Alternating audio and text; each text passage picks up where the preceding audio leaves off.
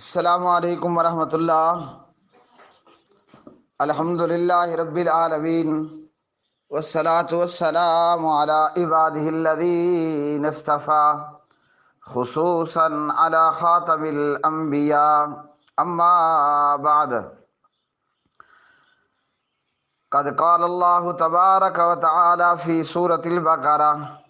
ان طہر بیتی للطائفین والعاکفین والرکع السجود۔ پیارے اور محترم بھائی جناب ارشد شاہ صاحب، گاؤں ملانا، ڈیرہ اسماعیل خان، سوال آپ کا کہ آپ کے گاؤں ملانا کے اندر ایک پیش امام صاحب نے یہ مسئلہ بیان فرمایا کہ جو لوگ فرض نماز کے علاوہ مسجد کے اندر قیام کرتے ہیں، جو مسلمان حضرات فرض نماز پنجگانہ کے علاوہ مسجد کے اندر قیام کرتے ہیں، ان لوگوں کو چاہیے کہ وہ اس دوران میں مسجد کا جو بھی سامان استعمال کرتے ہیں، پانی کا استعمال ہے یا بجلی اور پنکھے کا استعمال ہے اور اس کے علاوہ، تو ایسے لوگوں کو چاہیے کہ وہ مسجد کا سامان استعمال کرنے کے بدلے مسجد کو چندہ دیں، مسجد کو پیسے دیں۔ آیا یہ بات کتاب و سنت سے ثابت ہے یا فقط ان کے اپنے دل کی ایک امنگ ہے؟ محترم پیارے بھائی اور بھائیوں، جواب یہ ہے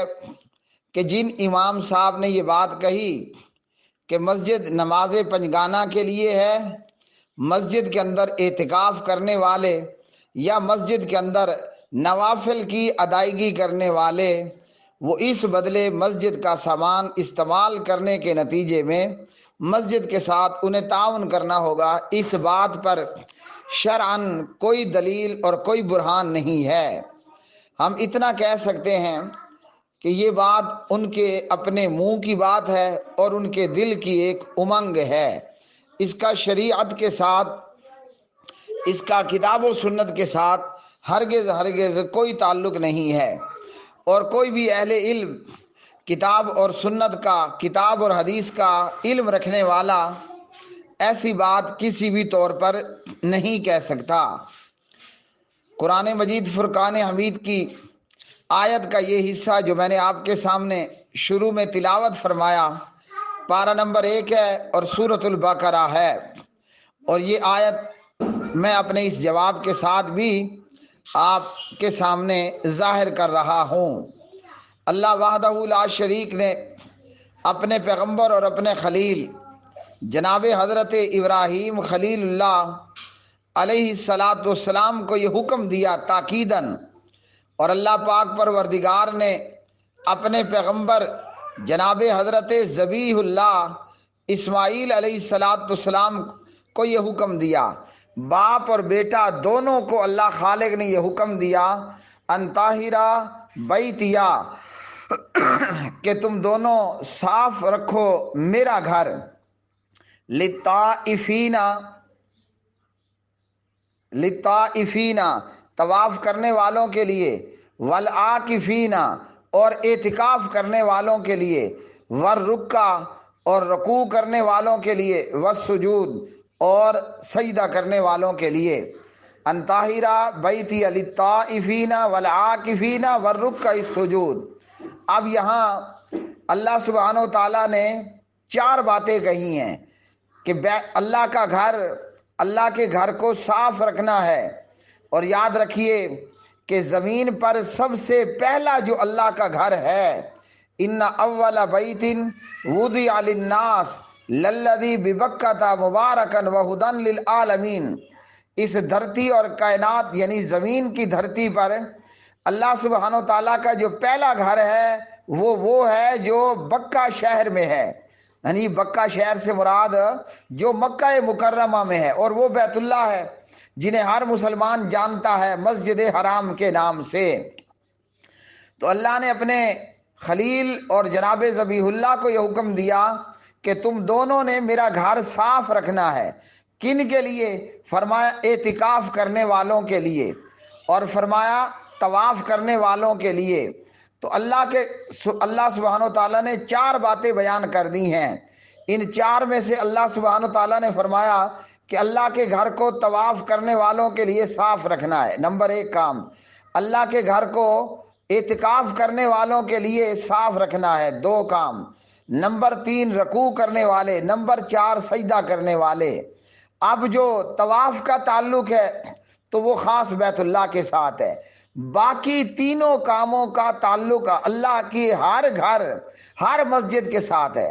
اور یہ جو جتنے بھی باقی گھر ہیں یہ سب مسجد حرام کی بیٹیاں ہیں، جتنی بھی مسجدیں ہیں مسجدیں اللہ کے گھر ہیں۔ تو مسجدوں کے اندر قرآن کریم نے آپ کو بتایا کہ اعتکاف اور طواف اور رکوع اور سجدہ کرنے والے، تو جو پہلا کام ہے طواف وہ بیت اللہ کے ساتھ ہے، باقی تینوں کام ہر مسجد کے ساتھ ہیں۔ تو مولوی صاحب نے کس طرح کہہ دیا کہ مسجد میں صرف پنجگانہ نماز کا معاملہ ہے؟ یہاں تو قرآن مجید نے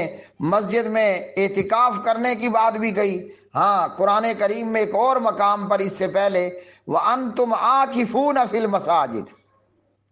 وَأَنْتُمْ عَاكِفُونَ فِي الْمَسَاجِدِ، کہ جب تم اعتکاف کیے ہوئے ہو اللہ کے گھروں میں مسجدوں کے اندر۔ تو چاہے خلاصہ یہ کہ کوئی بندہ مسجد کے اندر پنجگانہ نماز ادا کرتا ہے، کوئی بندہ مسجد کے اندر جو ہے وہ اعتکاف کرتا ہے۔ اور یاد رکھیے کہ اعتکاف چاہے رمضان میں کرے یا غیر رمضان میں کرے۔ حضرت عمر بن خطاب رضی اللہ تعالی عنہ نے پیارے نبی صلی اللہ علیہ وسلم سے پوچھا، میں نے 1 رات کی منت مانی تھی اعتکاف کرنے کی، تو آپ نے فرمایا جا اپنی منت کو پورا کر، صحیح البخاری۔ تو جو کوئی مسجد میں پنجگانہ نماز ادا کرے یا مسجد کے اندر اعتکاف کے لیے بیٹھے، رمضان یا غیر رمضان، اور یاد رکھیے کہ رکوع اور سجدے کا تعلق صرف پنجگانہ یا فرض نماز کے ساتھ نہیں ہے، رکوع اور سجدے کا تعلق ہر نماز کے ساتھ ہے۔ وہ نماز اشراق کے ساتھ بھی ہے، نماز چاشت کے ساتھ بھی ہے، نماز اوابین کے ساتھ بھی ہے، نماز تسبیح کے ساتھ بھی ہے، مطلب سنن نوافل سب کے ساتھ ہے۔ تو اس لیے اللہ سبحانہ و تعالیٰ نے مسجد میں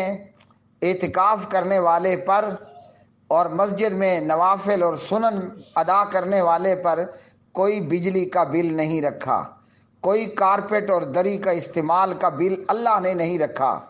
پانی کے استعمال کرنے کا بل اللہ سبحانہ و تعالیٰ نے